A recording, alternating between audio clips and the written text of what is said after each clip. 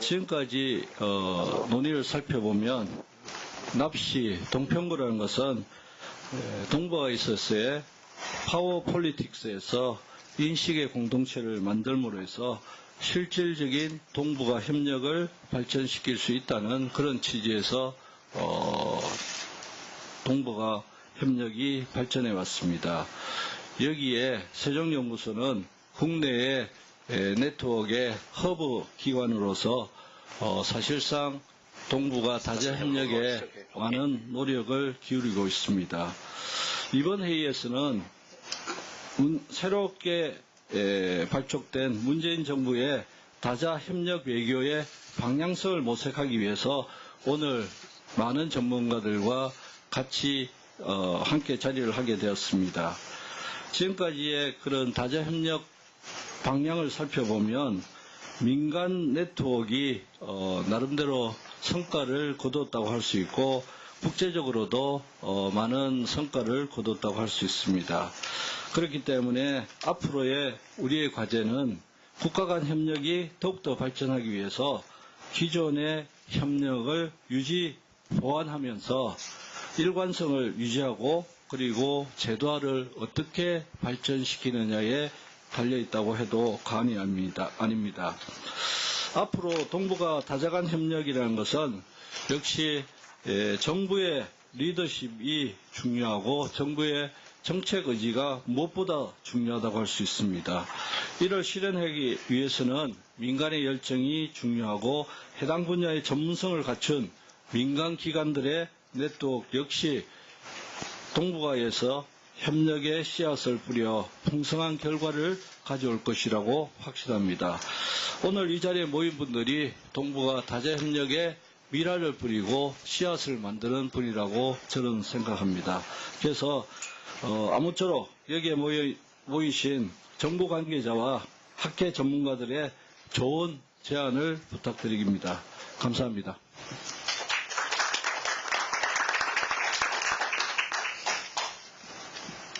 네, 감사합니다.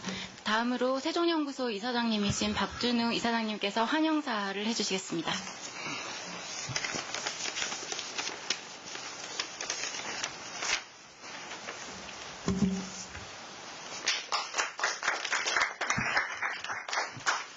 네, 안녕하십니까. 저희 제주 포럼 세션에 참석하신 것을 환영합니다.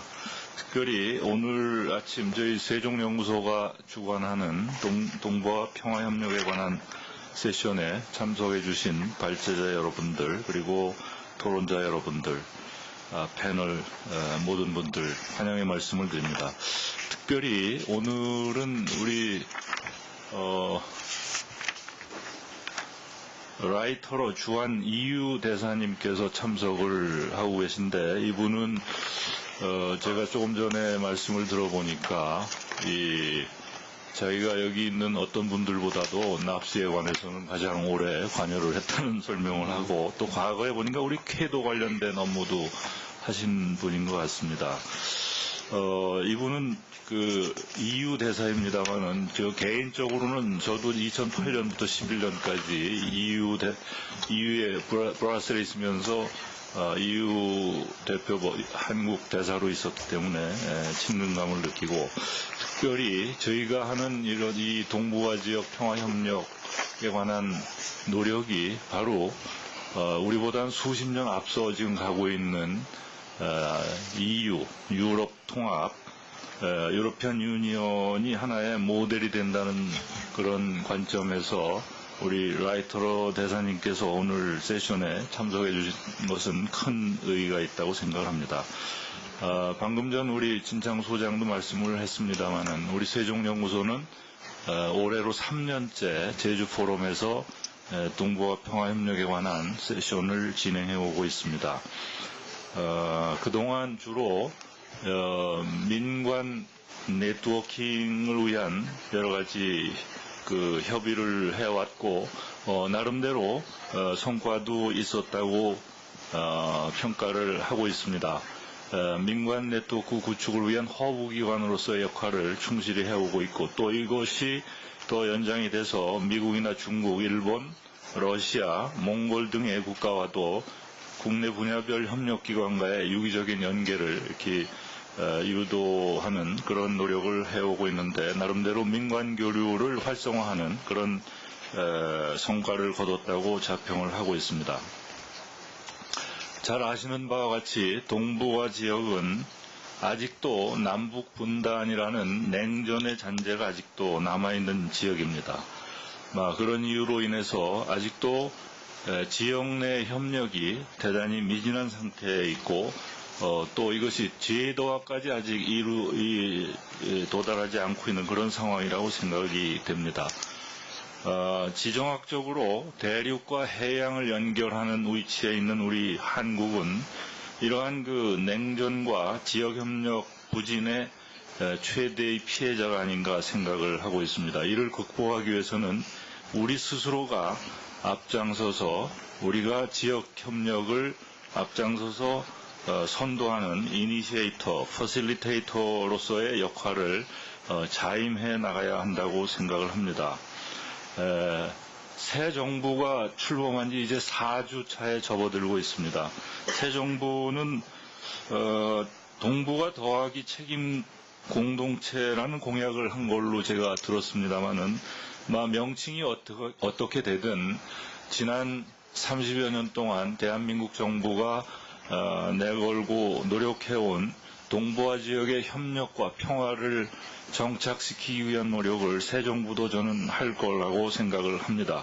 새 정부의 이러한 노력에 저희 세종연구소가 지난 3년 동안 기여해온 이러한 그 소위 이 바닥을 다지는 이러한 노력이 조금이라도 도움이 되기를 바라면서 오늘의 세션이 이러한 우리나라의 다자협력 구상을 한층 더 증진시킬 수 있고 발전시킬 수 있는 그러한 의미 있는 그런 대화의 장이 되기를 기원합니다.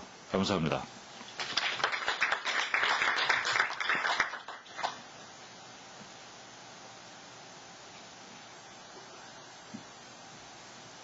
네, 이사장님 감사합니다. 그럼 지금부터 계속해서 세종연구소 세션을 진행하도록 하겠습니다. 진행은 세종연구소 진창수 소장님께서 맡아주시겠습니다. 네, 감사합니다.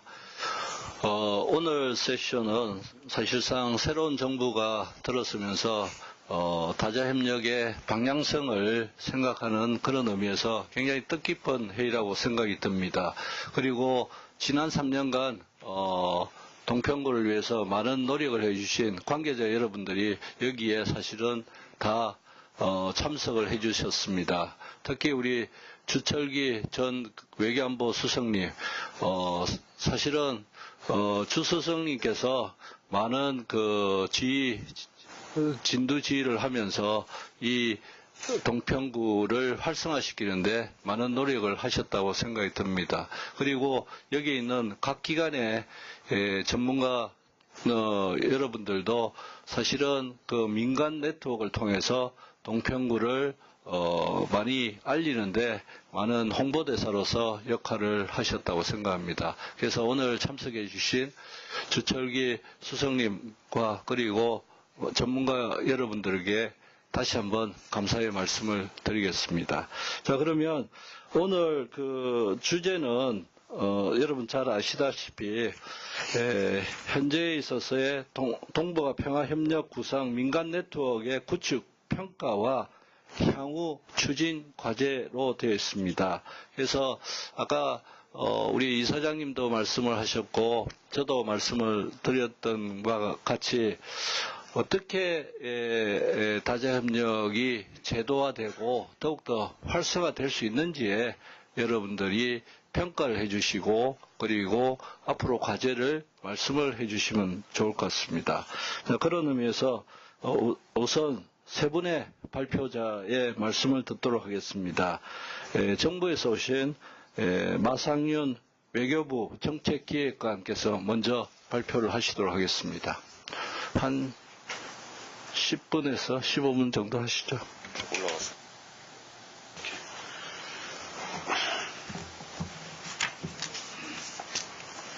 네, 안녕하십니까. 외교부 정책기획관 마상윤입니다. 그 패널 제목이 이제 한국의 다자 협력 외교로 돼 있고요. 그리고 영어로는 South Korea's Multilateral Diplomacy라고 돼 있는데 조금 크게 틀리지는 않습니다만 좀 정확하게 말씀을 드리자면 지역 다자 협력 외교에 대한 그 세션이 아닌가 싶습니다. 그래서 우리가 살고 있는 동북아시아 또는 동아시아 지역에서 우리가 어떻게 하면 다른 국가들과 협력을 강화하고 또 협력을 그냥 양자적인 차원에서 강화하는 것이 아니라 다자적인 차원에서 협력을 하고 그것을 하나의 그 공동체에 가까운 것으로 만들어 나갈까 하는 그런 차원의 노력, 외교적인 노력에 대한 세션이 아닌가 싶습니다. 저희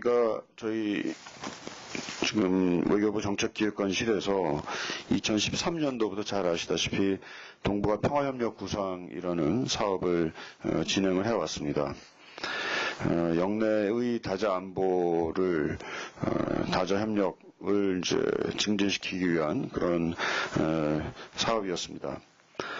그 기본적인 목표는 좀 정치적인 부담이 적고 협력이 용이한 연성 안보 분야에서 시작을 해서 대화와 협력의 관행을 축적해 나가겠다. 그리고 그것에 기반해서 동북아 지역의 어떤 신뢰를 기반으로 하는 그 공동체를 형성해 보자 하는 것이 동북아 평화협력 구상, 짧게 말해서 동평구라고 얘기하는 것의 기본적인 목표였습니다. 그래서 2014년에서 16년에 걸쳐서 3번에 걸친 정부 간 협의회를 개최했고요. 또 이를 바탕으로 해서 원자력 안전, 에너지 안보, 재난관리, 환경, 사이버 스페이스 등의 분야에서 민관 네트워크 구축을 또한 추진해 오고 있습니다.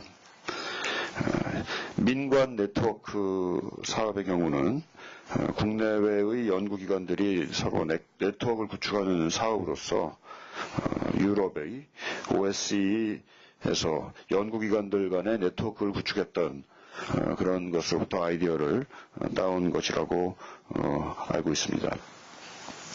지난 4년간의 동평구에 대한 그 평가를 잠깐 말씀을 드리자면 사실 그 동평구를 추진했던 그 환경이랄까요 하는 것은 굉장히 호의적이지는 않았던 것으로 평가가 됩니다. 영내 국가들 간의 어떤 그 양자 관계들이 상당히 악화되는 경우도 있었고 또 특히 한반도 지역에서는 북한의 핵 문제라든지 핵 프로그램이 계속해서 진전이 되면서 상당한 그 지정학적인 리스크를 가져왔고요. 이러한 속에서 이제 동평구가 상당히 그 추진에 있어서 어려움을 느꼈던 것이 사실입니다. 그럼에도 불구하고 3차례에 거친 정부 간 협의회를 개최하고 또 빈번한 그 동평구에 대한 아웃리치 활동을 통해서 그 관련국들이 영내에서 다자안보 협력을 해야 되겠다라는 그런 필요성에 대해서는 상당히 공감을 이룬 상태라고 말씀을 드릴 수가 있겠습니다. 그리고 원자력 안전, 재난관리 등의 이제 기능 협력 분야에서 영내 국가들 간의 어떤 실질적인 협력을 이끌어낼 수 있는 그런 모멘텀을 어느 정도 초보 단계이지만 마련했다라고 생각을 합니다. 이런 사업을 특히 이제 민관 네트워크 구축 사업을 통해서 그 각 기능별 협력 분야에서의 그 전문성을 갖춘 민간 기관이 중심이 돼서 자발적인 협력의 목소리를 높이고 정부가 이를 지원 촉진하는 그런 그 자생력과 지속 가능성을 확보하는 것이 앞으로도 중요하고 또 가능하다고 생각을 합니다. 그렇지만 그 앞에서도 말씀드린 바와 같이 동평구를 그동안 저희가 추진해오는 가운데에서 몇 가지 한계점을 느꼈던 것도 좀 말씀을 드릴 필요가 있겠습니다. 무엇보다도 북한 핵 문제 그리고 주요국들 간의 그 양자관계의 악화 등이 안보 환경의 악화를 통해서 그 여러 주요한 국가들을 동평구에 끌어들이는 데 있어서 상당한 제약 요인으로 작용을 했던 것이 사실입니다. 또 다른 한편으로는 대외적으로는 그 동평구에 대한 인지도가 굉장히 상승하고 특히 이제 NAPS라고 우리가 그 영어로 약자를 쓰는데요. 이게 이제 상당히 브랜드화가 이미 진행이 돼서 많이 국제적으로 알려진 바가 되었습니다만 대내적인 차원에서 보게 되면은 동평구가 뭐냐 하는 그런 그 국내적인 그 차원에서의 인지도는 여전히 좀 미흡한 상태라고 볼 수가 있겠습니다. 또 저희가 크게 이제 몇 가지 이제 기능별 협력 분야를 이제 상정을 해놓고 참여국들의 지속적인 또는 높은 그 참여를 이제 독려하고 끌어왔지만 그 6개 참여국들 간의 관심 수준이 현실적으로 또 동일하지는 않다라는 그런 문제점도 안고 있습니다. 이런 그 앞에서 말씀드린 성과와 이제 한계를 종합적으로 이제 검토한 결과 저희 외교부에서는 몇 가지 이제 교훈을 도출을 할 수 있었습니다. 우선은 정부 주도만으로는 그 지역 다자 협력이 한계가 있을 것이다. 따라서 민간과의 협력이 대단히 중요하다라는 그 필요성을 저희가 느꼈고요. 하지만 민간 차원의 협력이 또 그대로 그 자동적으로 굴러가는 것이 아니고 정부가 충분한 방향성 제시를 할 필요가 있겠다라는 점을 또한 우리가 느끼고 있습니다. 그리고 이 협력이라는 것이 지역 다자 협력이라는 것이 단기적인 차원에서 될 수 있는 문제는 절대로 아니고 대단히 장기적인 차원에서 이것을 지속해 나가야 된다라는 그런 필요성에 대한 교훈도 얻은 바 있습니다. 그래서 이러한 교훈을 바탕으로 앞으로 보다 업그레이드된 버전의 지역 다자 안보 협력을 어떻게 추진할 것인가에 대한 고민을 현재 하고 있습니다. 앞에서 이사장님 또 소장님께서 이미 말씀을 하셨습니다만 신정부, 문재인 정부의 하나의 국정 공약으로서 동북아 더하기 책임 공동체라는 것이 이미 제시가 된 바가 있고요. 현재 국정기획자문위원회와 저희 외교부가 계속해서 이러한 공약을 어떻게 구현해 나갈 것인가를 놓고 계속해서 협의를 하고 있는 중입니다. 동북아 더하기 책임 공동체는 기본적으로 영내 다자협력 체제 구축을 목적으로 한다는 점에서 그동안 저희가 2013년도부터 추진해왔던 동평구의 어떤 사업 요소를 상당 부분 계승할 수 있을 것이라고 지금 판단을 하고 있습니다.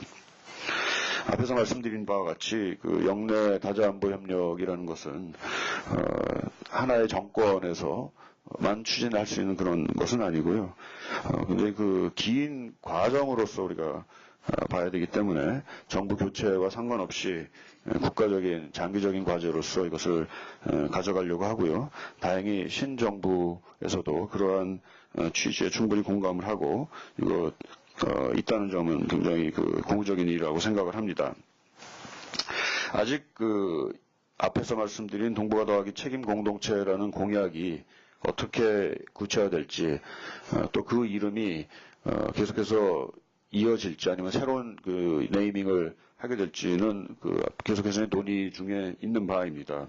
하지만 기본적으로 동아시아 안보 그리고 경제 분야에 있어서 다자 협력체를 지향한다는 점에서는 연관성이 기존의 동평구가 굉장히 크다라는 점 다시 한번 말씀을 드리고요. 다만 이제 동북아 더하기 책임 공동체의 경우에는 기존의 동평구에 더해서 육자회담이라든지 한중일 삼국협력 강화라든지 또 경제공동체의 모색이라든지 또는 동북아 지역을 넘어서는 좀 더 넓은 동아시아 또는 그 이상의 지역에 대한 어떤 계획까지도 포함을 한다는 점에서는 지금까지 저희가 추진해왔던 동평과는 좀 다른 점이 있다고 볼 수 있겠습니다. 하지만 민관 네트워크 저희가 그동안 추구해왔던 경우에는 관과 민의 협력을 저희가 해왔고 그것을 앞으로 저희가 지속해서 확대 추진하겠다는 점에서는 지속성을 저희가 충분히 볼 수 있다라는 말씀을 또한 드릴 수 있겠습니다. 앞으로도 지금까지 해왔던 바와 같이 연성안보 분야에서 민간은 협력을 주도하고 정부는 방향성을 제시하는 이러한 그 형태의 역할 분담은 계속해서 나아가는 것이 바람직하지 않을까 생각을 합니다. 그리고 제도화와 관련해서 동북아 지역 내 다자협력 구상이 지속 가능한 협력 메커니즘으로 정착이 되기 위해서는 일정 수준의 제도화가 필요하겠고요. 이를 위해서는 그 관련국들이 다자협력의 중요성과 효율성을 인식하고 책임을 공유하는 그러한 것이 상당히 필요하다고 봅니다. 저희가 기존에 동북아 평화협력 구상을 추진하면서 공동주인의식이라고 해서 코오너십을 굉장히 강조해 왔습니다. 이 코오너십이라는 그 개념이 마침 신정부의 동북아 더하기 책임 공동체에서 바로 그 책임이라는 개념으로 어떻게 보면 똑같은 거의 동일한 의미의 것이 책임이라는 말로 구현이 된 것 같습니다. 앞으로 저희가 그 정부 간 협의체를 계속해서 진행을 하면서 비전 스테이트먼트라든지 의사규칙 그리고 협력 분야별 액션 플랜 등의 문서를 채택하는 것을 추진하여 앞으로 지역 다자안보 협력의 제도화를 좀 더 충실히 마련할 필요가 있겠다고 생각을 합니다. 다음으로 이제 북한 또는 북핵 문제와 연계성이 하나의 중요한 토픽이라고 생각을 합니다. 기본적으로 연성 안보 협력을 저희가 추구했던 동평구는 사실 그 자체로 북한 문제 또는 북핵 문제를 해결하려고 했던 것은 아닙니다. 하지만 그 경성 안보 분야에서의 그 어떤 그 교착 상태가 나타났을 경우에 그 지역 안보 협력이라는 것은 그것을 우회할 수 있는 하나의 간접적인 수단이라고 저희는 생각을 합니다. 따라서 재난관리나 환경 그리고 에너지 안보 등 북한이 관심을 가질 수 있는 또 가질 만한 그런 연성 안보 이슈를 지속해서 발굴하고 그러다가 여건이 성숙해지는 순간에는 북한의 참여를 또한 독려하는 그러한 방향으로 저희 사업을 추진해 나갈까 합니다. 마지막으로 앞에서 말씀드린 바와 같이 민관 네트워크 사업은 기존에 저희가 동평구를 추진하면서 가장 중요한 진전을 이루었던 그 방안이 아니었나 생각을 하고요. 앞으로 동북아 또는 좀 더 넓은 동아시아 지역 차원에서의 지역 다자 협력을 추진함에 있어서도 굉장히 중요한 역할을 하리라고 보고 여기 오늘 참석해 주신 또 그동안 많은 노력을 해 주셨던 그 기관들의 앞으로도 많은 그 협조와 협력을 당부드리면서 짧은 말씀 마칠까 합니다. 네, 감사합니다. 예, 고맙습니다. 정부에서 지금 생각하고 있는 것이 교훈이 지금까지의 우리의 그 여러 가지 다자 협력의 교훈이라는 것이 두 가지가 있다. 정부 주도로서는 한계가 있다. 그리고 다자 협력이라는 것은 역시 장기적인 과제이다. 라는 점을 잘 설명을 하신 거라고 생각합니다. 그리고 새로운 정부의 동북아 더하기 책임 공동체를 어떻게 우리가 발전시킬 것이냐라는 것에 앞으로 많은 진전이 있기를 기대합니다. 자, 그러면 두 번째는 민간 네트워크에서 민관에서의 민간 부분에 여러 가지 활동을 하고 역할을 하신 우리 이상현 본부장께서 발표를 하시겠습니다. 대체적으로 한 10분 정도 하시죠. 예, 감사합니다. 마상현 국장님께서 그동안 전반적으로 이제 동북아 평화 협력 구상을 추진해온 주체로서, 정부 주체로서 그동안 평가를 말씀해 주셨고, 저는 주로 세종연구소가 지난 근 4년에 걸쳐서 우리 많은 노력을 기울인 이 민관 네트워크 협력의 그 평가, 그리고 앞으로 나아갈 방향에 대해서 잠깐 말씀드리도록 하겠습니다. 왜 그 한국의 이 다자 협력 외교가 필요할까요? 아마 제가 굳이 강조드리지 않더라도 최근 몇 년 새 이제 국제 정세가 매우 강대국 위주로 돌아가는 이런 상황이 되고 있습니다. 그 한국 같은 중견국들에게는 이 강대국 정치에 휩쓸리지 않기 위해서는 그거를 완충하는 수단으로서 이 다자 외교가 필요한 게 아닌가 그런 생각을 합니다. 뭐 아시겠지만 한국의 모든 역대 정부들이 과거적 정부들이 중점은 조금씩 달랐지만 어떤 형태로든 동북아에서 협력적인 그 다자 메커니즘을 만들려고 많은 노력을 기울여왔습니다. 가장 최근에는 이제 박근혜 정부가 동북아 평화협력 구상이라는 명칭하에 이러한 정책을 추진을 했고요. 아마 문재인 정부도 동북아 다자 외교를 안 할 수 없는 이런 상황이다. 결국 이건 선택의 문제가 아니고 필수적이다 이렇게 볼 수 있겠습니다. 그래서 우리가 이 동북아 다자 협력 외교를 하지 않을 수 없는 상황이라면 이왕이면 문재인 정부는 이 동북아에서 협력적 다자 외교를 확실히 또 철학과 가치를 갖고 추진을 해줬으면 좋겠다 하는 게 제 기대 사항입니다. 이미 마국 장관께서도 말씀하셨지만 다행히 그 문재인 정부가 내놓은 개념이 동북아 더하기 책임 공동체다 이런 표현을 썼거든요.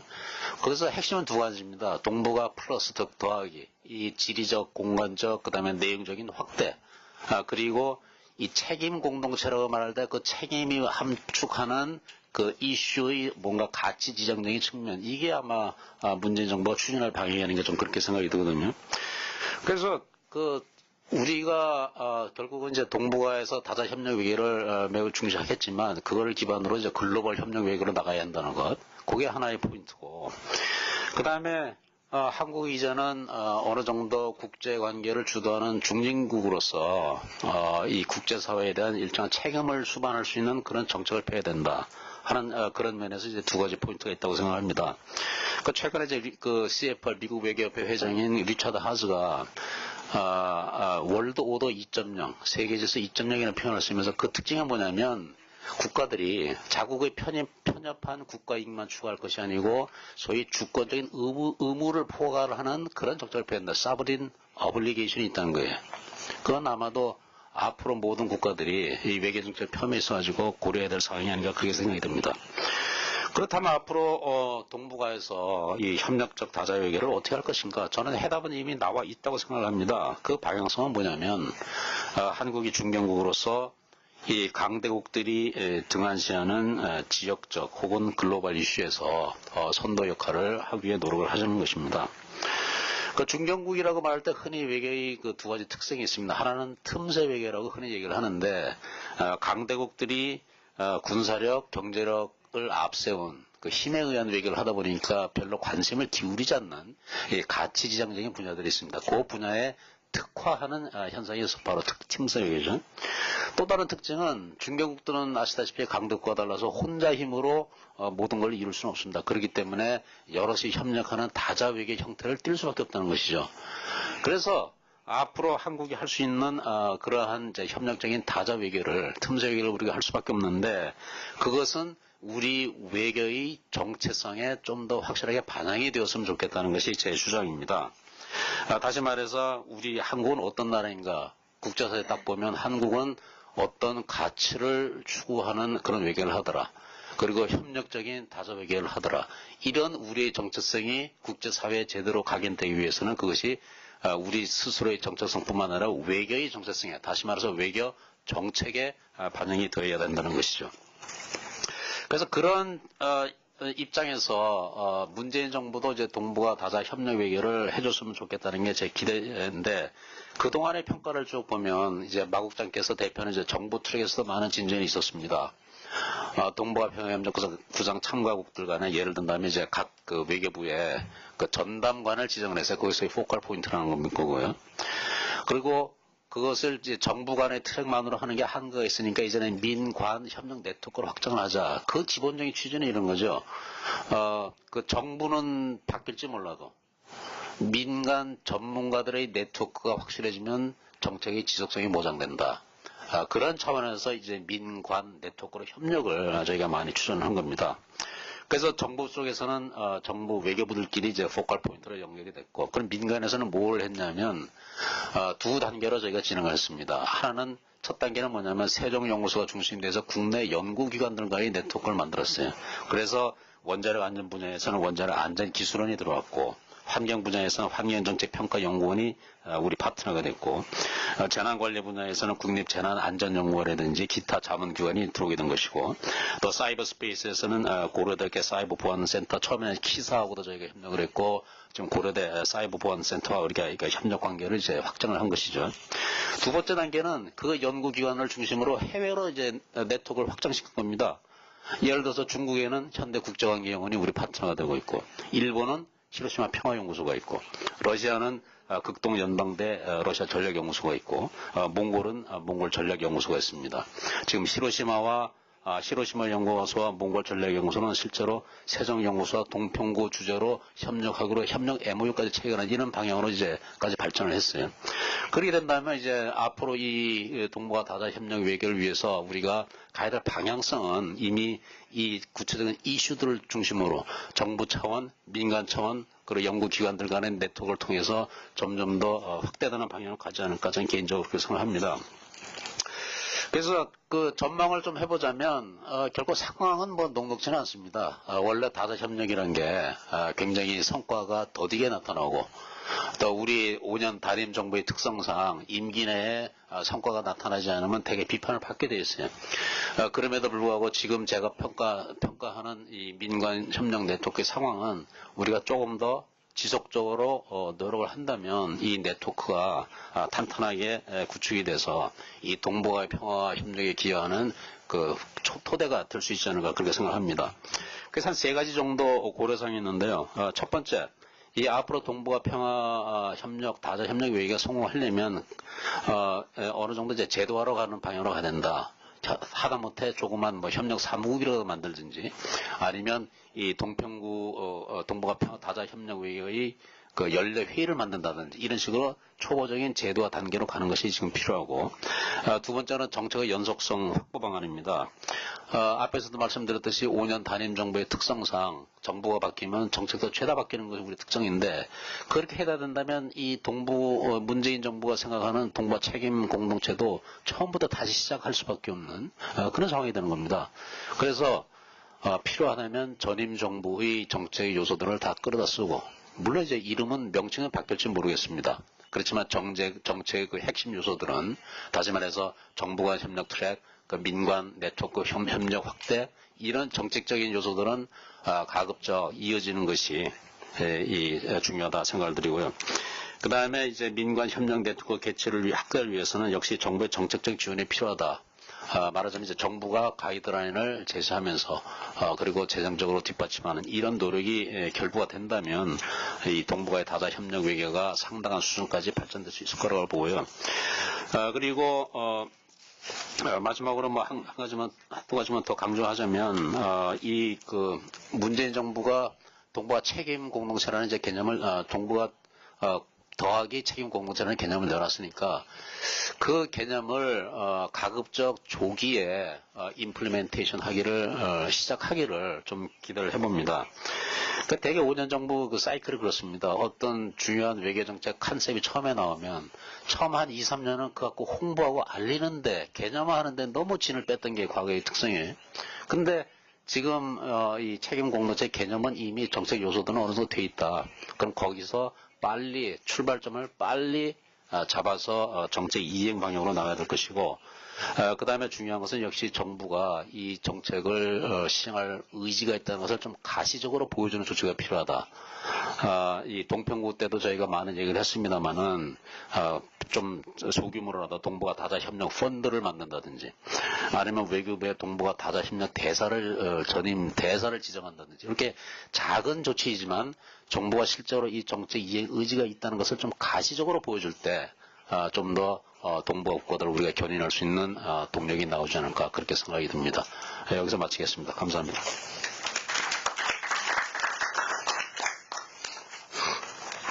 네, 감사합니다. 대체적으로 여러분들이 잘 정리되어 있는 발표를 하셨기 때문에 잘 정리가 돼 있는데 중요한 사실은 역시 정책 의지를 가지고 현실화 또는 가시화시키는 그런 그 하나의 정책들이 빨리 실현하는 것이 필요하다. 이런 말씀이었다고 봅니다. 자, 그러면 EU 대사님이신 우리 그 미하엘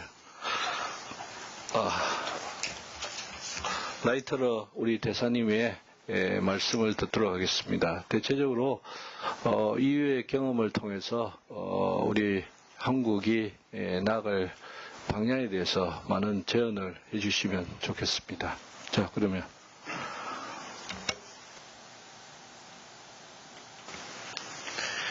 Well, Mr. Chairman, Mr. President, good morning. It's my pleasure to be here.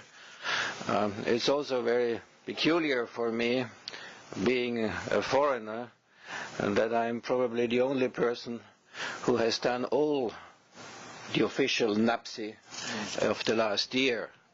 So that turns me a little bit into a dinosaur of this process.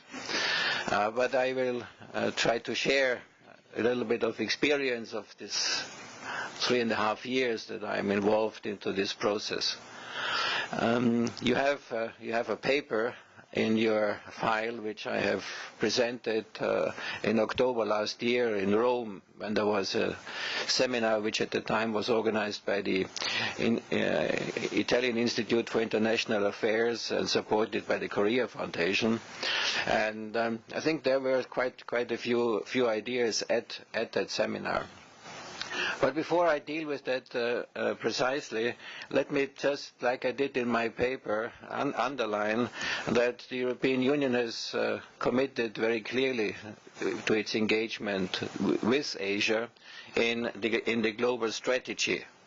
And the global strategy, which was published, I think, 2 or 3 days after Brexit, was a conscious decision the head of the foreign policy, Ms. Mogherini, to pass on the message that we have to be a global actor and that we will be a global actor, and one should not fall into the trap to think that the European Union has turned into a single issue institution just dealing with Brexit. So just to make that clear from the beginning, this is not the case. We are able, I think, to deal with 2 or 3 problems at a time, and we have made this very clear commitment that we will not only deal with our near abroad, but also with the far abroad. And I think that was recognized by President Moon. President Moon was the first president to send a special envoy not only to the neighboring countries and the United States, but also to Brussels, to the European institutions, and to Germany. So he has met in Brussels the President of the European Council, Mr. Tusk. He has met the Foreign Policy Chief, Ms. Mogherini, and he has met the Secretary General of the European External Action Service. And I will come back to the latter aspect in particular. And what was the message which he gave?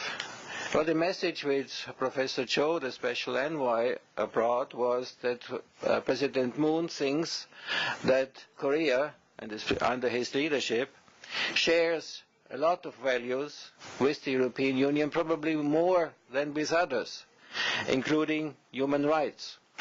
Well, that's clear from his background as a human rights lawyer.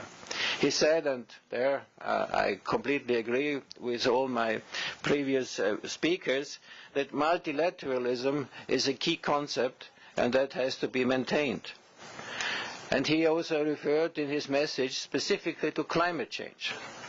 And I think that's something which has gained in importance since yesterday, when President Trump, to the surprise of everybody, and I would say to the dismay of everybody, has announced that he wants the United States to withdraw from the Paris Agreement.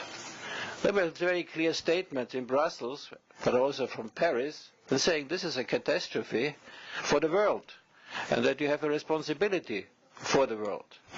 And I think there we will have another issue to work together, and I think it has also some repercussions on NAPSI. President Moon also said that he would like to cooperate with the European Union in foreign policy well beyond North Korea. Also a welcome statement, because we don't want to have a single issue relationship. However, and now I'm linking up with NAPSI, he also asked to learn more about the experience of the European Union in dealing with Iran. The European Union has orchestrated over years the negotiations with Iran, and at the end of the day we could broker a deal with Iran.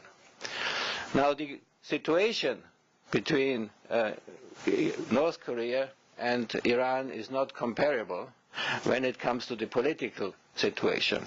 However, and I think there President Moon has got the feeling, what is of interest is the negotiating process, the techniques, the tactics. There is something to be learned from, because what we have all seen since 7 years now, the six-party talks are dead. Now what President Moon was suggesting, 1 to 1, 2 plus 2, 4 plus 4, 5, clear message and understanding that more flexibility is needed. And when I got that message, I organized that Professor Cho could meet with the Secretary General of the European External Action Service, Ms. Helga Schmidt, because it was her who for the last 7 years was involved and was leading de facto the negotiations on the official levels with Iran. So I think this is something which we should have in mind. And I am very happy that if you look into my paper, which goes back to October of last year, I have devoted a paragraph on page 8 already on that issue, that Iran is something which we should have in mind when we deal with this issue. I think what was also underlined by the special envoy was that the EC policy, the EU policy of critical engagement is already quite different from other countries which don't have any relations with North Korea. We have 7 member states which are on the ground, and North Korea has 10 offices within the European Union. And the embassy of Sweden, for example, in Pyongyang is representing the United States. So there is a very important function of keeping channels of communication open. That leads me, I think, to deal with a few of the issues for NAPSI. And I do agree that even if the names changes, because I know many names. I think it was Nordpolitik, it was Sunshine Politik, it was Trust Politik, and now it will probably be Moonlight Policy or whatever. Whatever it's called, the content is important. There is, of course, and there I agree with Director General Ma, a branding issue. I mean, you will not find a company which is changing the name of the product all the time, because then the brand and name recognition is gone. But what is important is the content. In order to raise the public awareness, I think NAPSI would need a clearer message. What is the purpose of the exercise? What do we want to achieve? And I think to lay it out also understandably for the public with a roadmap. And I'm glad that I have heard that expression. I think this is necessary to have.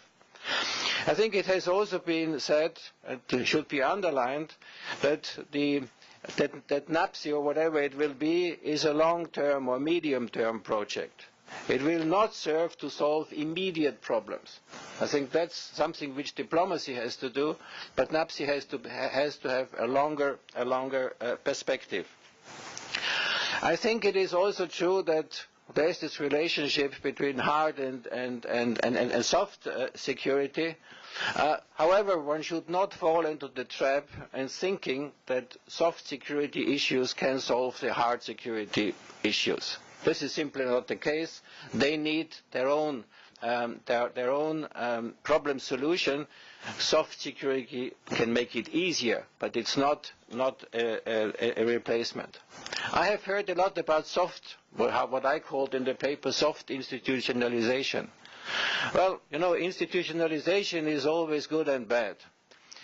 Setting up new institutions is not very popular.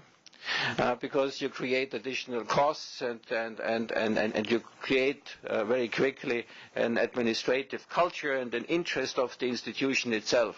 I mean, there's a lot of literature in in political science on that issue. So I think one issue perhaps to look at could be the Asia-Europe meeting, ASEM, which has a sort of soft institutionalization. There are no structures, but there is no permanent structures, no secretariat. However, there are coordinators, and they take on de facto a role to make sure that the process is going ahead. And we had last year 20 years of ASEM. So if a process of 53 partners can survive 20 years without a permanent secretariat, I think that should also be possible for NAPSI. And in addition, I think there's the possibility to look for synergies. In my office building in Seoul, there is the trilateral secretariat. Couldn't that also play a supportive role or a leading role? In order to get the buy-in of the participants, I think one has to share responsibilities. And I think it was rather, I remember last year when we all went to Washington just to find out that Russia and China were not joining because of the SAD issue.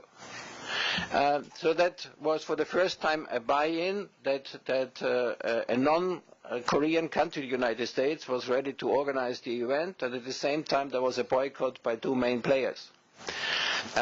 So that's the downside. However, I would make out of this an argument for this public-private element. Because what we have seen at the time in Washington, that the NAPSI forum, which was held in parallel, there were participants from Russia and there were participants from China. And I think we have seen clearly that it is good to have these two levels because there is a different dynamic when you look at it. I think working on this public-private partnership or network, as you call it, I think is still necessary. It should be a little bit more than having the official NAPSI and the NAPSI forum in parallel and sharing a dinner. I think it has to be more interactive in order to get more ownership. When it comes to the three, functional issues, and I think we will hear more about it. It was nuclear safety, disaster management, and energy security. I think these areas, they have showed some progress, and it's worthwhile to continue. However, I think in order to get into contact at the end of the day with North Korea, these issues are perhaps even already too political. So I think looking more at culture, looking more at sports, having in mind the 2018 Olympics, which will be organized here, thinking about education, restarting the family visits, and working with NGOs in order that they can visit and go also to North Korea. And we might see a development on the 15th of June. I think that might also be something to have in mind for NAPSI, to give it a strong underpinning which is acceptable. The last word perhaps on the issues of cooperation. There are so many forums out, and I have heard yesterday in one of the meetings I attended here very strong criticism by the former foreign minister of Indonesia, Mr. Marty, who said, why is ARF not playing a role here? So But I think there are a lot of different organizations, and they are doing everything in parallel. I think in 2 weeks' time I should go to the Ulaanbaatar dialogue. That's another dialogue which has a similar idea, a similar goal. And I think interlinking all these efforts, creating synergies, I think that could not only save money, but it could perhaps also bring stronger coherence into the process. I think what we have talked about last time in Washington was also this cooperation of think tanks. And I think there within the OSCE, but also within the European Union, where we have the EU Institute for Security Studies in Paris, there was agreement to do more. So I'm wondering what is going on here. Are there activities? Because otherwise, if we only decide to do something, I think this is an implementation issue which links very well with the public-private partnerships. Last but not least, as I hope that in the next 3 or 4 years I will be here in Seoul, that I will see a continuity of the process. I will be happy to participate and also make sure that the message goes back to Brussels. I think there is the readiness, as the message of President Moon was received very well. However, it has to be something which is result-oriented at the end of the day, because we all know perhaps too many meetings where you meet for the sake of meeting, and that's not sustainable in the long run. Trust building, confidence building, yes. That's very much the experience which the European Union has made in the time after the Second World War. We have also, and that plays perhaps a certain role, how did we start? It was energy, because coal was the energy 60 years ago.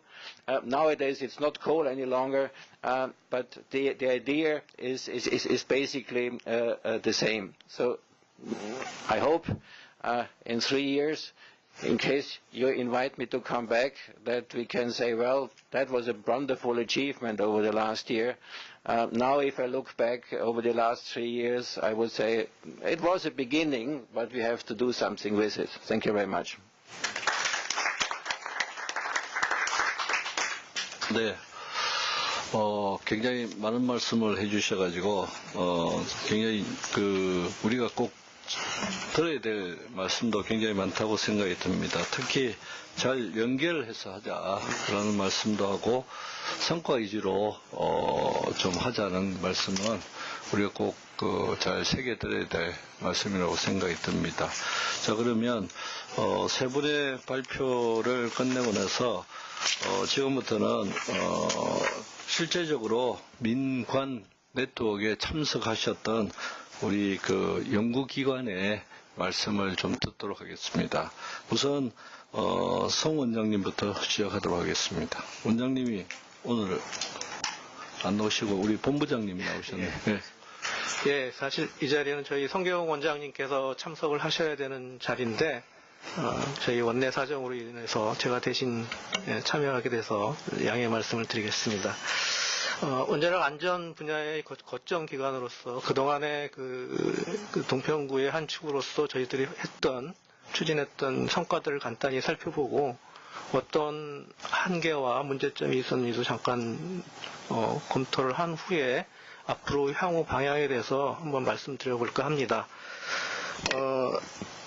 간단히 그동안의 그 성과를 뒤돌아보면 원자력 안전 분야에서는 2008년 이전까지는 대부분이 양자 간 협력으로 진행이 되어 오다가 2008년부터 한중일 3개국이 TRM이라고 하는 탑 레귤레이터 미팅이라고 하는 원자력 안전 고위 규제자 회의를 형성을 해서 운영을 해오고 있습니다. 그래서 이러한 TRM이라고 하는 회의체가 원자력 안전 분야의 코어 메커니즘으로 여태까지 작용을 해왔다고 생각을 합니다. 이 TRM은 한중일 3개국의 규제기관이 지역 내 협력의 필요성을 공감을 해서 개설된 고위 규제자 회의이고요. 이런 여러 가지 안전 이슈에 대한 정보 교환이라든지 사고 고장 시의 정보 공유, 그리고 비상 시의 효과적인 공동 대응 등을 다루고 있습니다. 또한 그 궁극적으로 동평구에서 추구하고 있는 동북아 원자력 안전 협의체를 위해서 여러 가지 그 노력을 한 바 있는데 이러한 그 노력 중에 하나가 이 TRM을 확대 발전시켜서 그 한중일 3개국뿐만이 아니라 그 미국, 러시아 또는 IAEA, OECD, NA 등 국제기구하고 산학연 전문가도 참여하는 TRM 플러스의 그 회의체가 형성이 됐고요. 그래서 2014년 10월에 그 TRM 플러스 회의가 개최가 되었고 2015년에도 그 TRM 회의와 연계를 해서 원자력 안전 규제, 그다음에 R&D, 그리고 비상 대응, 운영 등의 그 4개 분야의 협력으로 확대한 TRM 플러스 회의가 개최가 돼서 그 다층적 안전 협력체로 발전된 바가 있습니다. 이러한 그 TRM 플러스를 위해서 같은 해 8월에는 국내 원자력 안전 심포지움을 개최를 해서 국내의 산학연관을 망라한 원자력계 역량을 결집한 바가 있습니다. 그리고 이러한 그 TRM과 TRM 플러스의 성과에 대해서는 2015년도에 동북아 평화협력 포럼에서 에너지 안보, 환경, 재난 등의 기타 연성 안보 이슈와 함께 논의된 바가 있습니다. 어쨌든 이러한 그 TRM과 TRM 플러스가 동평구의 한 축인 그 원자력 안전 분야에 대해서 중요한 핵심 메커니즘으로 작용을 해오고 있는 것은 사실이라고 할 수는 있습니다만 그럼에도 불구하고 몇 가지 그 한계점을 발견할 수가 있었습니다.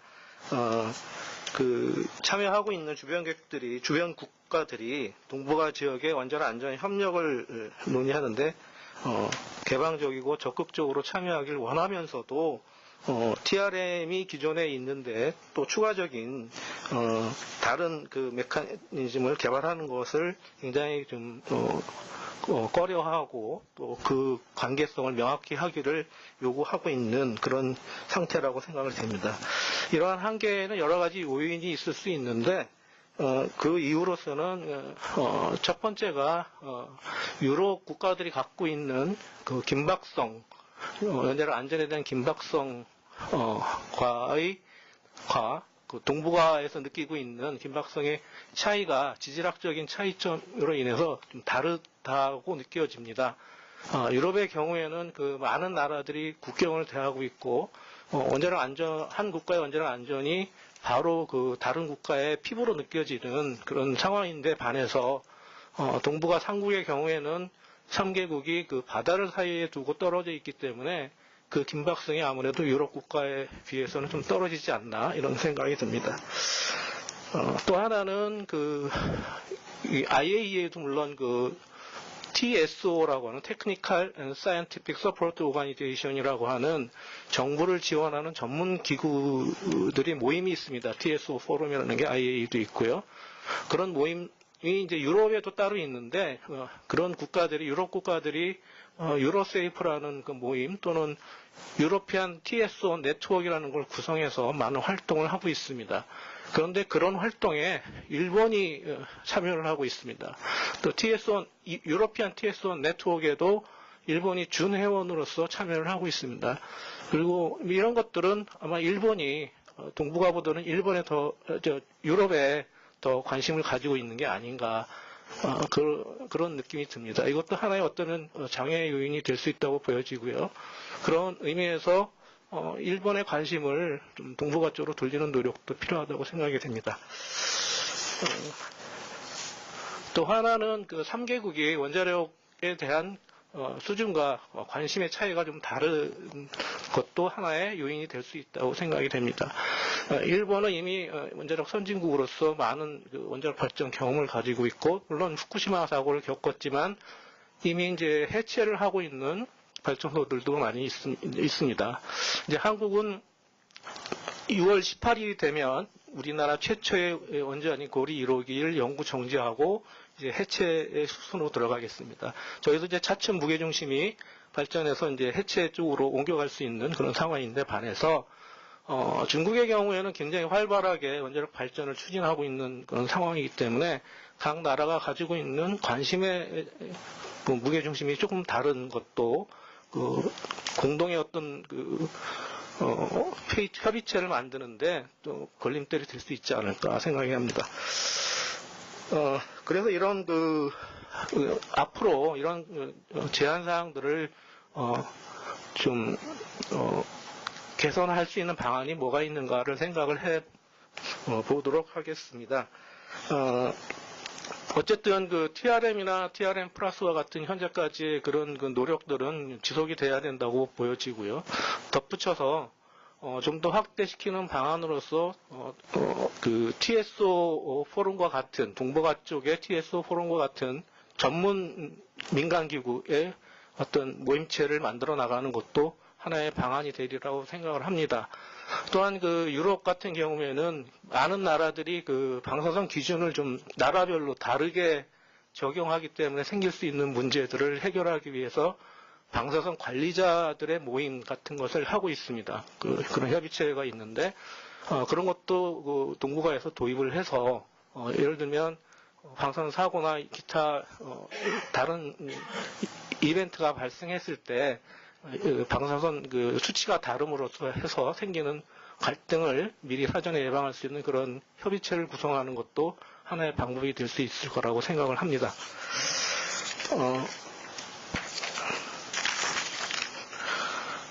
어쨌든 이러한 그 여태까지의 노력에 더해서 앞으로의 그 동북아 협의체의 확대를 위해서 이러한 노력들이 필요하다고 느끼면서 제 말씀 마치겠습니다. 네, 감사합니다. 구체적인 그 여러 가지 활동을 하면서 느꼈던 점을 이야기를 해주셨는데 역시 유럽 또는 동북아 국가들이 관심과 수준이 달라서 그걸 잘 이렇게 조정하기가 굉장히 어렵다라는 말씀을 하셨습니다. 그래서 민간 기관의 그런 모임체를 좀 더 확대할 필요가 있다라는 것이 주요한 말씀이었다고 생각이 듭니다. 자, 그러면 환경정책평가연구원의 원장님이신 박광국 원장님의 말씀을 듣도록 하겠습니다. 예, 오늘 좋은 발표를 잘 들었습니다. 많이 배웠고요.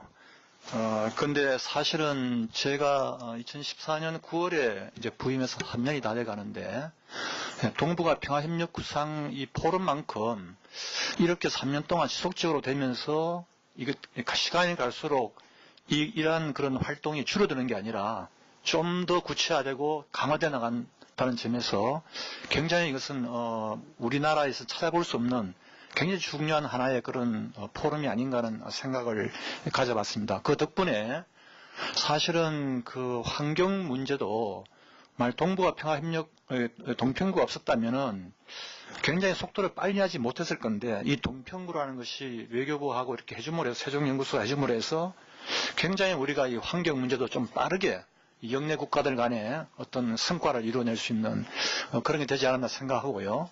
그래서 다다음 달 7월 달에 저희들 또 특히 그 백두산 호랑이 그러니까 몽골하고 러시아, 중국, 이 북한, 한국 이 다 걸쳐 있는 그 백두산 멸종 호랑이를 어떻게 복원해내야 될 거냐는 그런 구체적인 이제 그 사업까지 다 우리가 저가서 이제 하는 그것도 여기서 하나의 계기를 만들지 않았나 생각을 하고요.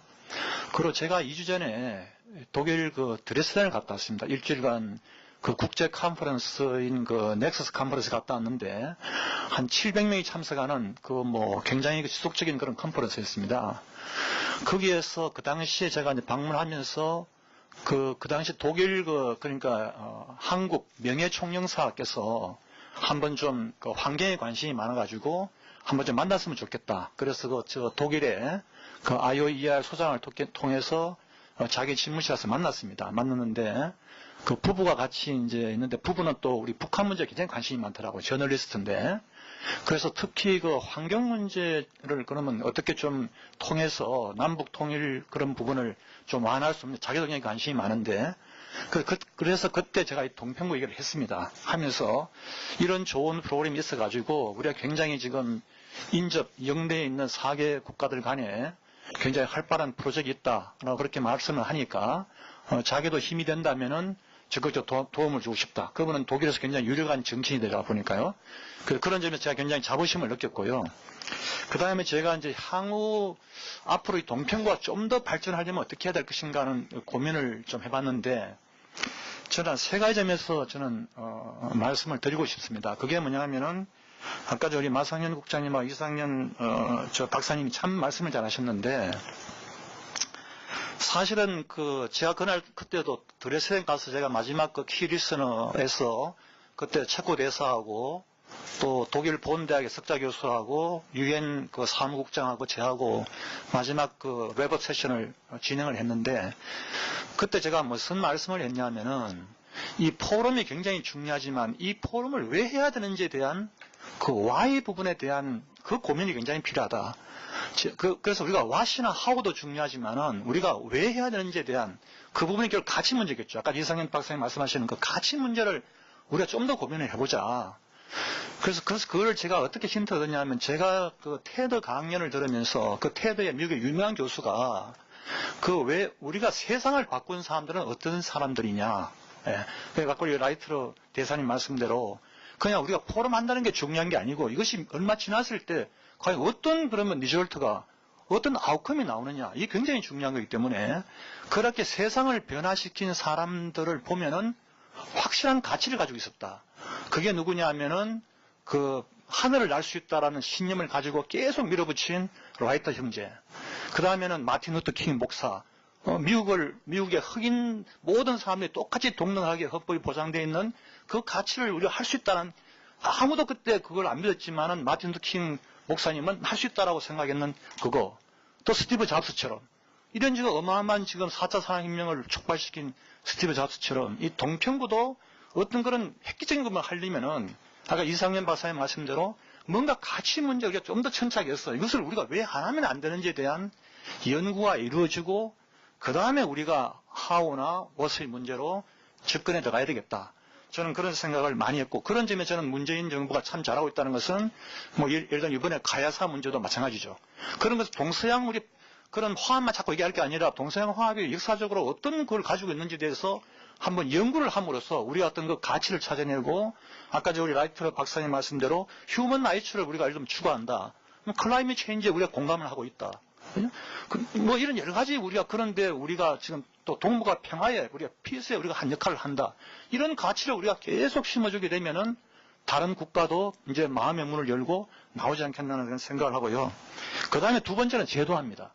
저는 이것이 아무리 가치가 승인됐다 하더라도 구조화가 잘 되어 있지 않으면은 저는 별로 의미가 없다.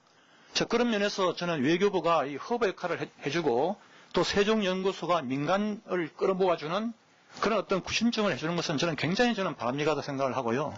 그럼에도 불구하고 BH가 들어오자면 안 됩니다. 결국은 BH 차원에서 지난번도 우리 주철기 수석님께서 계속 관심을 가져줬기 때문에 이 동력을 받은 것처럼 저는 최소한 BH에서 이 동평구에 대해서 아까 라이트 대사님 말씀대로 이름은 바꾸더라도 그 근본 가치는 그거는 변함이 없는 거니까 그 가치를 우리가 어떻게 하면은 달성할 수 있을 것인가 그런 점에서 저는 청와대가 컨트롤 타워가 돼가지고 거기에 외교부하고 세종연구소가 또 하나의 어떤 그것을 추진해주는 그런 또 하나의 작은 허브가 되고 이런 것이 하나의 책임처럼 굉장히 정교하게 맞물려 가면은 어떤 의도한 결과가 저는 나오지 않겠나 생각하고요. 그런 점에서 저는 이번에 청와대 정책실을 만든 건 저는 굉장히 잘했다고 저는 생각을 합니다.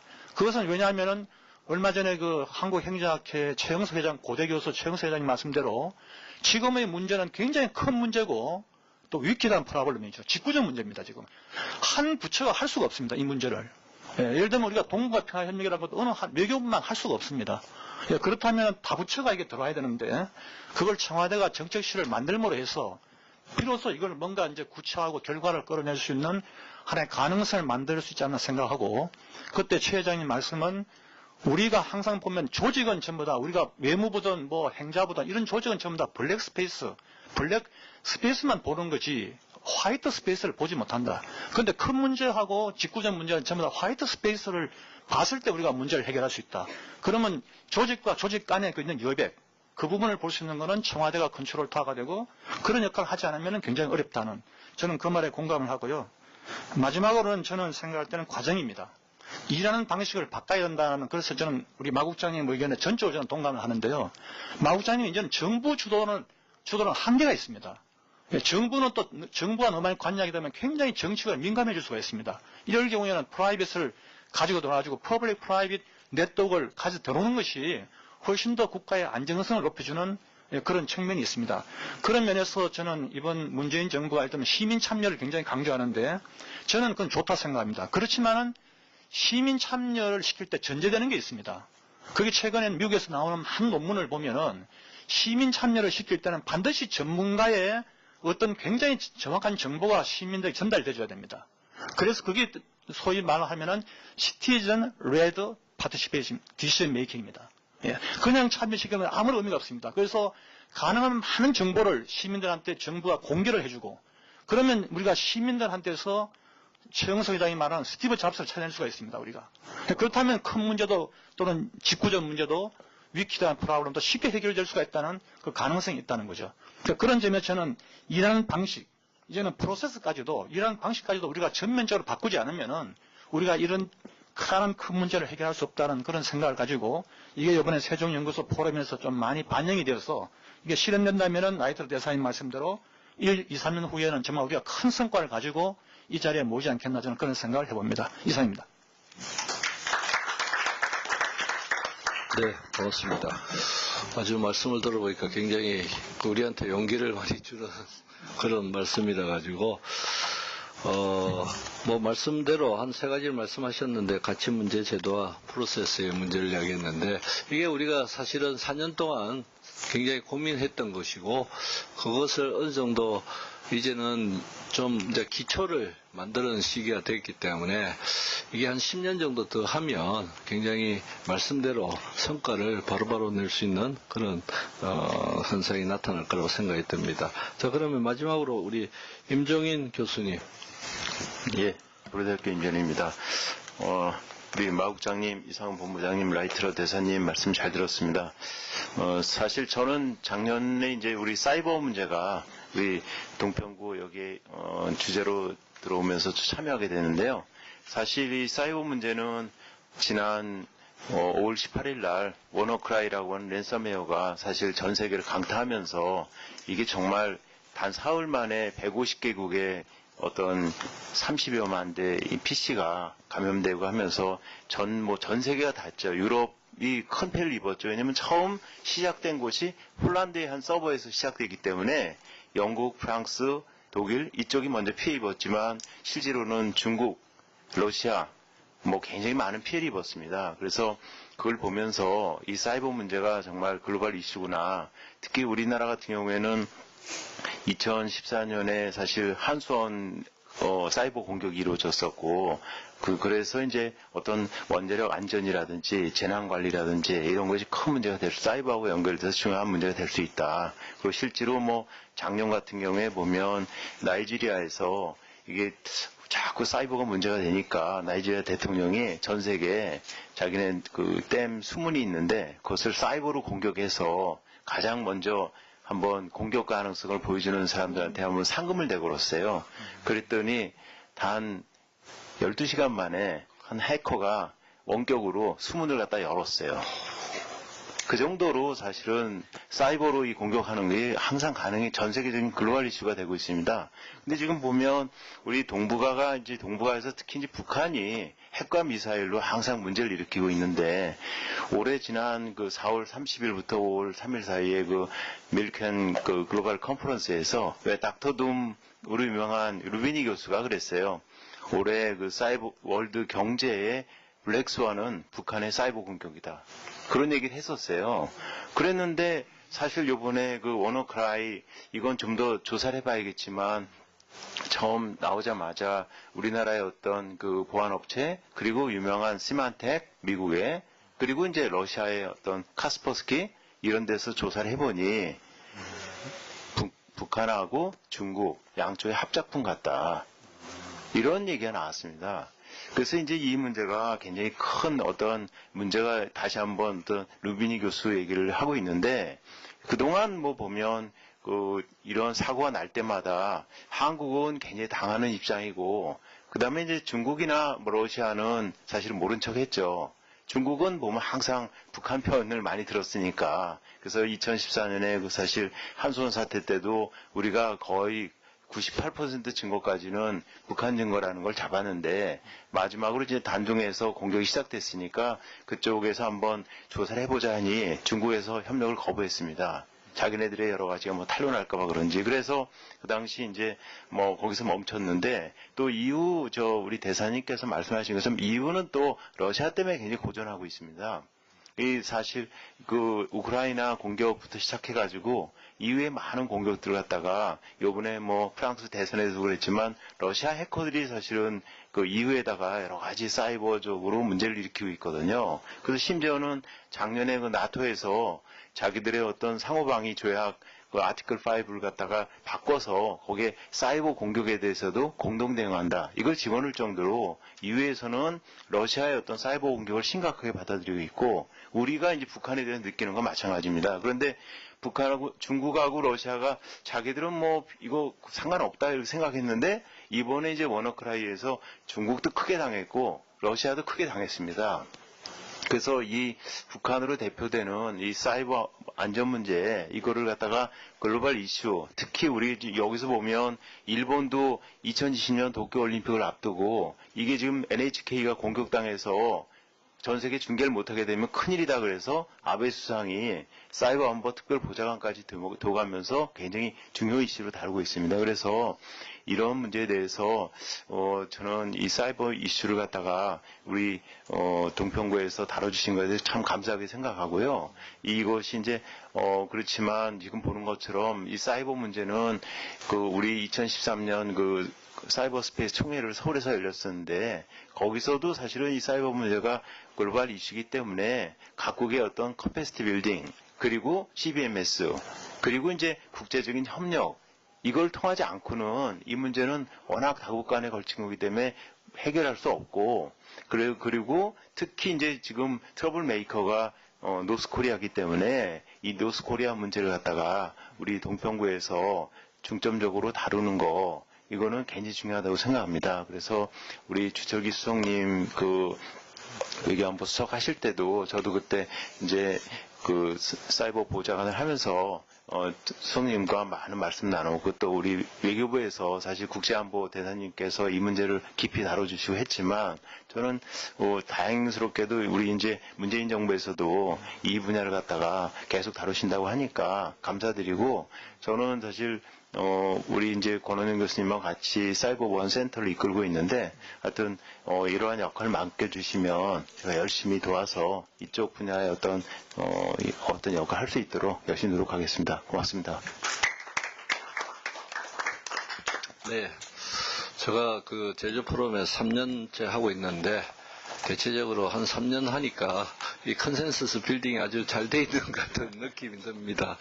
이게 앞으로 한 3년만 더 하면 굉장히 좋은 성과를 낼 수 있지 않는가 생각이 들고, 다양한 형태로 우리가 말씀을 나눴는데, 대체적으로 한 몇 가지 점에서 컨센서스를 가지고 있다고 봅니다. 첫 번째로서는 역시 다자협력이라는 것이 장기적인 과제로 생각을 해야 되고 그리고 정부만 하는 것이 아니라 민간의 역할이라는 굉장히 중요하다. 그러기 위해서는 차근차근하게 제도화를 해나가자라는 그런 말씀이라고 보고 그럼에도 불구하고 기존에 여러 가지 한계점은 있었다. 그것은 첫 번째로 가시적인 성과가 좀 부족한 것이 아니냐. 우리 정책기획관이신 마국장께서는 민간에 국내에서 잘 알려져 있지 않아가지고 홍보에 좀 부족했다. 그리고 각 우리 섹터를 보면 이슈에서 나름대로 열심히 노력했지만은 기본적으로 각국의 이해관계가 첨예하게 대립되는 부분도 있고, 그러면서 좀 더 지속적인 제도화의 가능성이 제도화를 해야 되겠다라는 것들이 지금까지 여기 있는 발표자 그리고 토론자들의 말씀이었다고 생각이 듭니다. 자, 그러면 프로에 계신 분들 중에서 혹시 뭐 질문이나 코멘트가 있으면 해주시고, 우리 아무래도 주스승님이 지금까지 해오셨기 때문에 마감하는 우리 찍으면서 한 말씀 해주시죠. 마이크를 주세요. 무슨? 아이고, 제 이름이 좀 언급돼서, 다른 일 때문에 왔다가 좀 들려서 이제 근데 공부를 좀 계속하고 있습니다. 그동안에, 우리 외교부, 또 세종연구소, 또 각 정부 기관, 그리고 연구소들이 협력해서 많은 걸 해오셨다고 봅니다. 그리고, 납시라는 브랜드가 어느 정도는 세계적으로는 알려졌다. 이런 생각을 갖고 있습니다. 근데 이제 국내적으로, 저도 이제 해보니까 국내적으로나 우리 제외 한인 공동체 입장에서는 아직도 좀 더 홍보가 필요하다. 제대로 알리고, 우리가 코리안 아메리칸도 있고, 코리안 유로피안도 있고, 또 러시안도 있고, 차이니즈 다 있는데, 그분들이 좀 동원이 안 된 감이 있습니다. 그래서, 그런 학자들도 그렇고, 공동체 리더들한테도 알려서, 이 관계국들의 참여를 좀 끌어내는 거, 이런 것이 아까 이제 학계 또 이렇게 해서 1.5 이렇게 말씀하시고 더 학대가 필요하다고 말씀하셨는데 동감이고요. 첫째는 정부, 두 번째 싱크탱크, 세 번째는 시민사회 인바이브먼트까지도 해내야 이건 할 수 있는 큰 과제다 이런 생각이 들어가고요. 또 중장기로 나가야 된다는 거는 맞고요. 이렇게 3년 더 하시면 성과 많을 것 같습니다. 그렇게 이렇게 해나가는데 그러나 또 그런 반면에 정부의 힘에 의해서 원래 가치론적으로 왜 해야 되느냐. 한국한테는 이게 죽고 사는 문제입니다. 우리가 한반도에서 전쟁을 막고 강대국들의 부당한 간섭을 막고 살아나가는 여건을 확장하기 위해서는 우리에게는 이후에도 이제 그랬지만 우리에게는 정말 생사의 문제가 걸려 있는 거기 때문에 꼭 만들어 나가고 이런 시스템을 좀 보강해 나가는 건 굉장히 필요하다는 생각입니다. 그래서 그런 절박성과 긴박성도 가지면서 우리가 해나가야 되겠다. 그래 가치도 확실히 국민들한테 알리고요. 이런 부분에 한데 전 새 정부도 인계 받으신다고 저도 얘기 듣고 있고요. 상당히. 그래서 네이밍의 문제인데 브랜드가 이렇게 참 냅친하게 잘 알려졌는데 그거를 이제 브랜드 어떻게 잘 하면서도 새 정부의 이니셔티브를 하느냐 이런 게 이제 필요할 것 같습니다. 왜냐하면 정부간 육자 지금 체제를 만드셨는데 또 다른 이름으로 모이려면 그게 또 마땅치 않을 거예요. 또 다른 주체를 집어넣으려면 어떤 분들은 카나다 얘기도 했지만 하여튼 그래서 이제 저는 말씀하신 거 그러니까 플러스 알파라니까 제가 아까 조금 들은 건 전 정부분들하고는 얘기 안 해봤습니다만은 냅시를 하나의 소주제로 이름 브랜딩은 큰데 하나로 남겨두면 어떨까. 또 지난번 정부가 하고 싶었고 지금 정부도 하려고 하는데 명칭은 어떻든 간에 유라시아 협력입니다. 이 새 정부가 관심 많고 송영길 의원도 갔다 왔는데 이러한 부분도 하나의 그러면 소위 플러스라는 개념에 넣으면 좋지 않을까.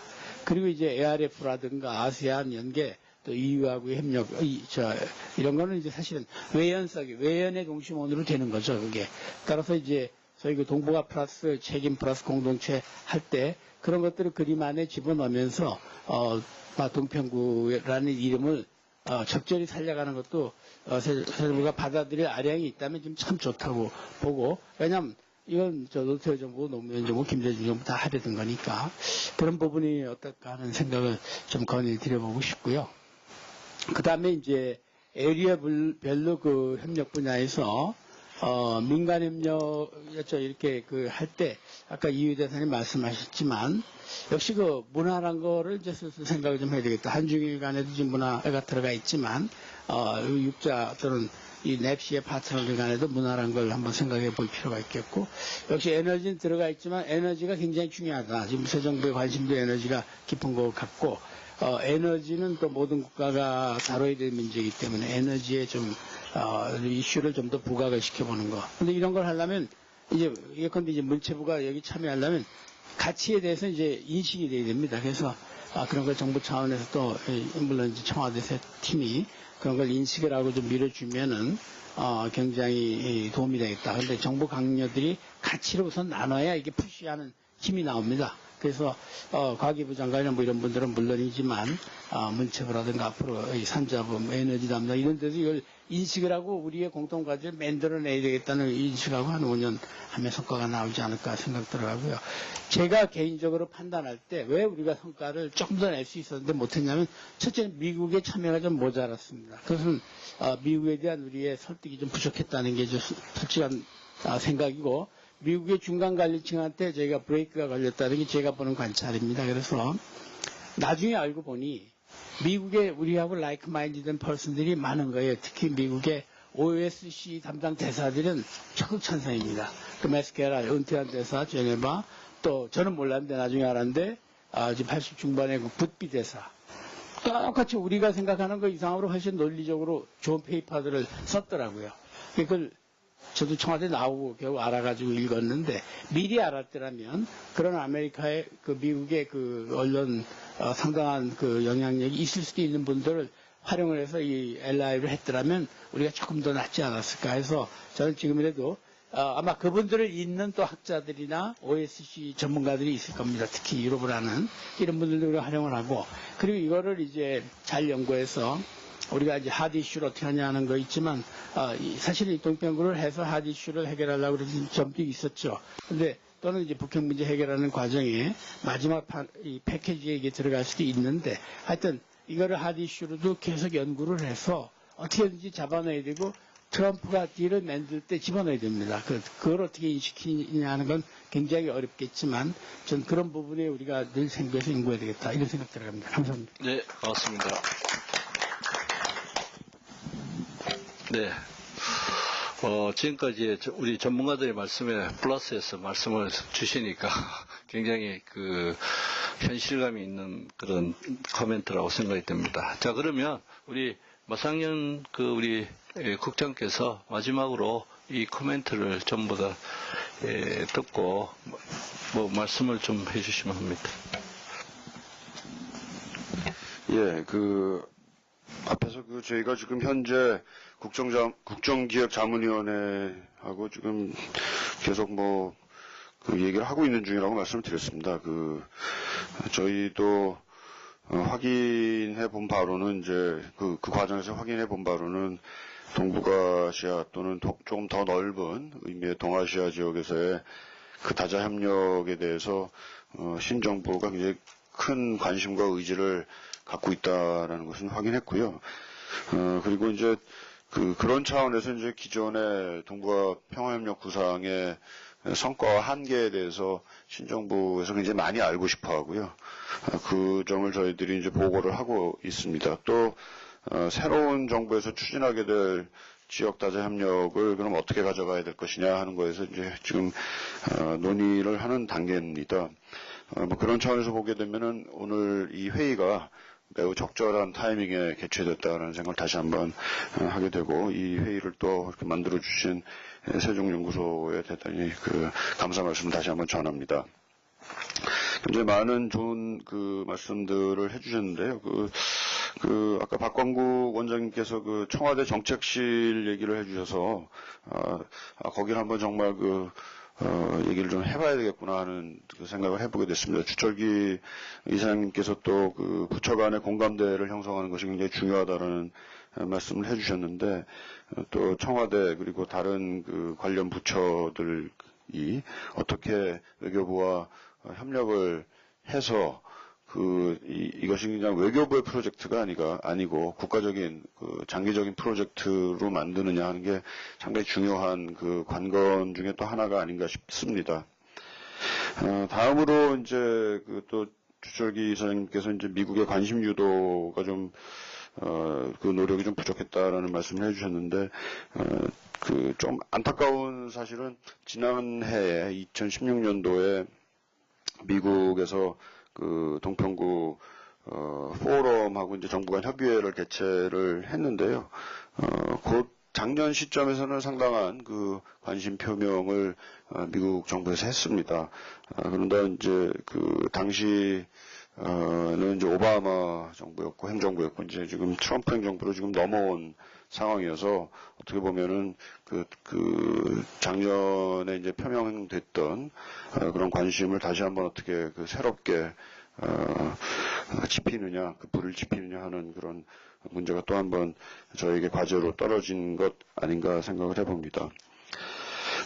그리고 그 여러 그 또 말씀을 해주셨던 분야가 이제 그 북한에 대한 얘기인 것 같습니다. 그 북한을 저희가 중점적으로 이 다자 협력의 어떤 목표로 삼느냐, 북한 문제 해결을 또 북핵 문제 해결을 하는 문제인데 사실은 글쎄 이게 전반적인 그 정부의 정책 특히 이제 외교안보 정책의 영향을 아무래도 이 다자협력 지역 다자협력 외교도 영향을 받는 것 같습니다. 지난 정부에서는 아무래도 특히 이제 그 작년의 경우에는 대북 압박에 굉장히 어떻게 보면 심혈을 기울이는 상황이었고 또 충분히 그럴 이유도 있었다고 봅니다만 그러다 보니까 이제 그 북한과 관련된 여러 가지 활동들이 이제 대북 협력을 유도하려는 활동들이 좀 제약을 받는 상황이 됐었고요. 동평구 사업의 경우에도 조금 그러한 요소들이 아무래도 간접적으로, 직접적으로 또는 간접적으로 영향이 있었습니다. 이번 정부의 경우에는 이제 조금 기조가 달라진 점이 있다고 봅니다.